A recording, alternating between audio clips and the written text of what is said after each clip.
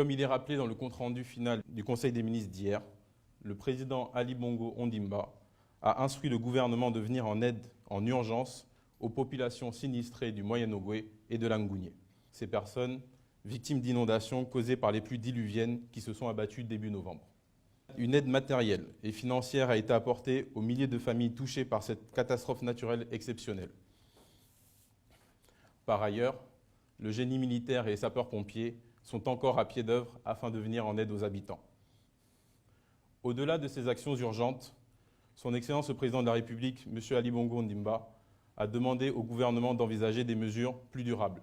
Autrement dit, de réfléchir aux voies et moyens de prévenir de telles catastrophes et, si elles surviennent, de faire en sorte que leurs conséquences soient maîtrisées.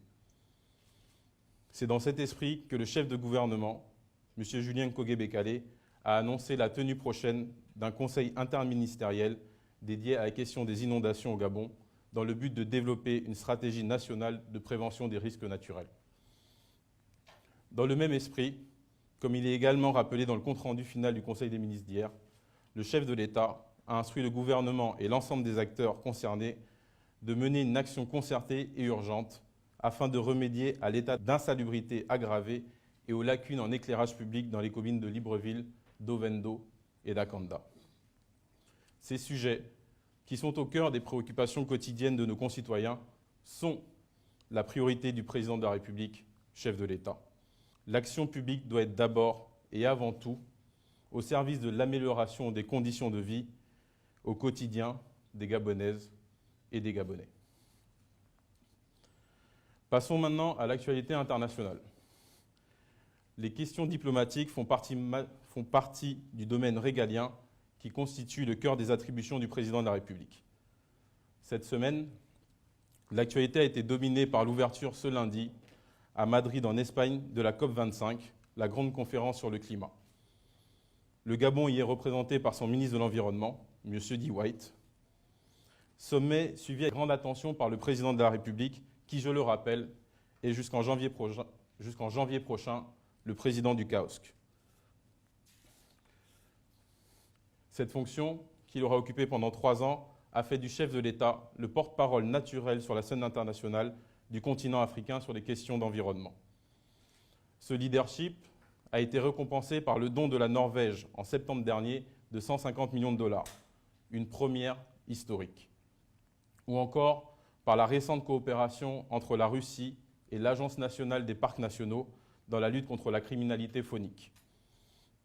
Pour cette COP25, le Président de la République a invité la communauté internationale à accélérer, à presser le pas. La forêt brûle, les eaux montent, la planète suffoque, a-t-il dit. Il y a une urgence, en effet, face à la multiplication des catastrophes dues au dérèglement climatique. D'un sommet, l'autre. Le 18 décembre prochain, à l'initiative de Son Excellence le Président de la République, Ali Bongo Ondimba, Libreville accueillera un sommet extraordinaire de la CEAC. Organisation dont, il faut le rappeler, le chef de l'État est le président en exercice. À cette occasion, 11 chefs d'État des pays de la sous-région seront présents. Ce sommet s'annonce crucial pour l'avenir de l'Afrique centrale. Il s'agira en effet d'adopter les mesures permettant l'intégration sous-régionale, mais aussi d'adopter des mesures ayant trait au cadre organique de la CEAC, au règlement financier, au statut du personnel ou encore à l'insertion du Conseil de paix et de sécurité de l'Afrique centrale au sein de l'architecture institutionnelle de la CEAC. La tenue de ce sommet illustre à lui seul l'activisme diplomatique dont fait preuve le Président de la République, qui, je vous le rappelle, a reçu à Libreville entre les mois de mai et septembre dernier pas moins d'une vingtaine de chefs d'État. Venons-en désormais aux questions institutionnelles avec le changement de gouvernement intervenu lundi et le Conseil de ministres d'hier jeudi. Le changement de gouvernement tout d'abord. Je parle bien de changement de gouvernement et non de remaniement, car la composition de la nouvelle équipe gouvernementale a été très largement revue. Comme il a déjà été dit, le chef de l'État veut agir vite et créer les conditions d'une plus grande efficacité de l'action gouvernementale. D'autre part, il entend que la nouvelle équipe gouvernementale soit composée de femmes et d'hommes à la fois intègres et loyaux. Bref, le président de la République veut de l'efficacité et de l'exemplarité. C'est ce qui caractérise ce nouveau gouvernement. Hier, un Conseil des ministres, le 10e de cette année, a eu lieu. Il a été marqué, cela ne vous a pas échappé, par une réorganisation des services de la présidence.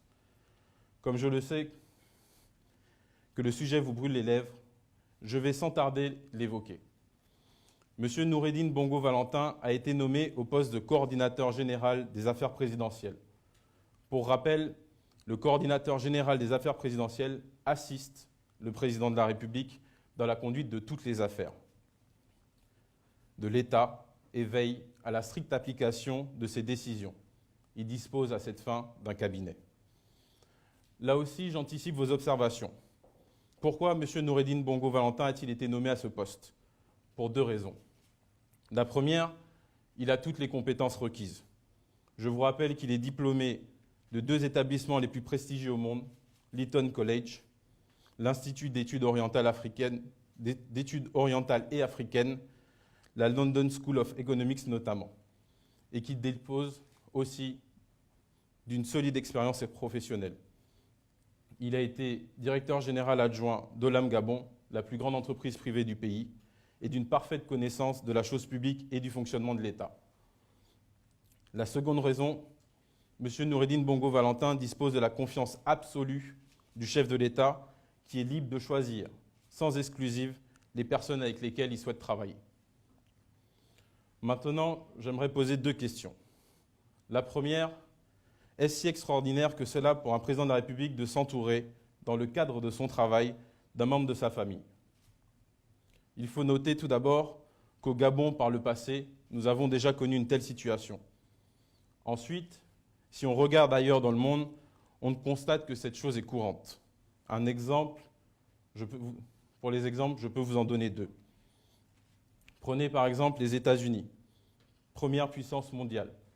Le président Donald Trump a pour principaux collaborateurs sa fille, Ivanka Trump, et son neveu, Jared Kushner, tous deux occupant des fonctions officielles importantes à la Maison-Blanche. Deuxième question, est-ce que le poste de coordinateur général des affaires présidentielles a été spécifiquement créé à cette occasion? Bien sûr que non.